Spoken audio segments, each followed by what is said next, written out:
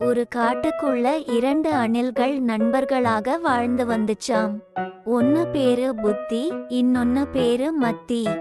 புத்தி எப்போதும் கடவுள் பத்தியோட இருப்பானாம். மத்தி அதுக்கு அப்படியே எதிர்மறையான எண்ணம் உள்ளவன். அதாங்க கடவுள் நம்பிக்கை இல்லாதவன்.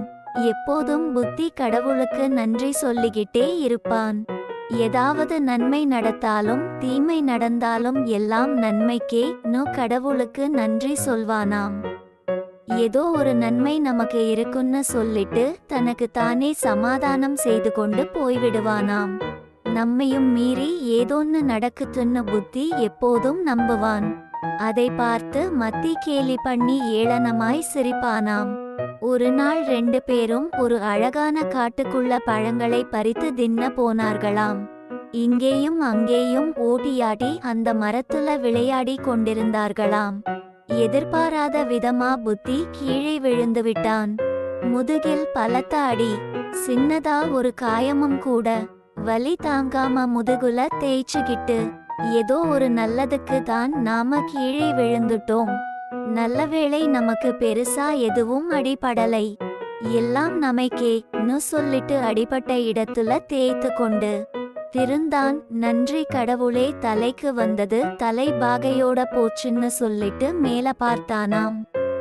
புத்தி விழுந்ததை பார்த்து மத்தி கெக்கேன்னு சிரித்து கொண்டு ஏளனமாய் கேலி செய்தானாம்.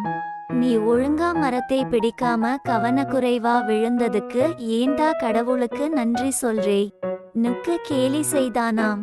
டேய் மத்தி, நான் கீழே விழுந்தவுடன் செத்து போயிருக்கலாம், ஆனா சின்னதா அடிபட்டத்தோட தப்பிச்சுகிட்டேன்.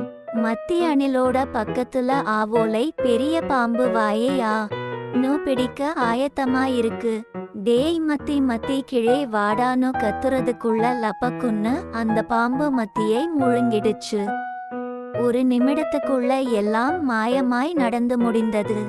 அதை பார்த்த புத்திக்கு கால் எல்லாம் வெட ஆட ஆரம்பிச்சுடுது. என் நண்பன் என் கண் முன்னாடி இப்படி போட்டேனே பயங்கரமா அழுக ஆரம்பிச்சு புத்தி. இவ்வோல பெரிய ஆபத்திலிருந்து காப்பாற்றிய கடவுளுக்கு நன்றி சொன்னான். நம்மை சுற்றி நடக்கிற எல்லா இன்ப துன்பங்களுக்கும் ஏதோ ஒரு காரணம் இருக்கும். எல்லாம் நமக்கே சொல்லிட்டு மத்தியை நினைத்து சோகத்துடன் காட்டுக்குள் சென்று விட்டது. இதுபோலதான் நம்ம வாழ்க்கையும். திட்டமிடல் எப்போதும் இருக்கணும், அதே போல ரொம்ப கவனமாகவும் இருக்கணும். அதையும் மீறி ஏதோ ஒன்னு நம்மளை இயக்குது. எப்போவும் முன்னெச்சரிக்கையா இருக்கணும். எதிர்பாராத விஷயங்களை கண்டிப்பா நாம எதிர்கொண்டுதான் ஆகணும். இப்படி நடந்து போச்சேன்னு உட்கார்ந்து வருத்தப்படுவதை விட தலைக்கு வந்தது தலை பாகையோடு போச்சுன்னு எல்லாம் நன்மைக்கென்னு நம்பிக்கையோட நகர்தல் நலம்.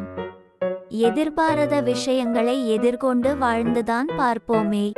வளையும் தன்மையுள்ள ஒரு மரம் புயலில் சிக்கினாலும் அதற்கு ஒன்றும் ஆகாது. அதேபோல் உங்களை மீறி சில மாற்றங்கள் நடக்கும் போது உங்களாலும் அதற்கு வளைந்து கொடுக்க கற்றுக்கொள்ள முடியும். எதிர்பாராமல் நடக்கும் சம்பவங்கள் எப்போதுமே கெட்டதாக இருக்கும் என்று சொல்ல முடியாது. நாம் நினைக்கும் விதத்தில்தான் நம் வாழ்க்கை இருக்க வேண்டும் என்று நாம் எல்லாரும் ஆசைப்படுவோம். ஆனால் அப்படி நடக்கவே நடக்காது. மன உறுதியோடு இருக்கிறது நம்ம கையில தான் இருக்கு.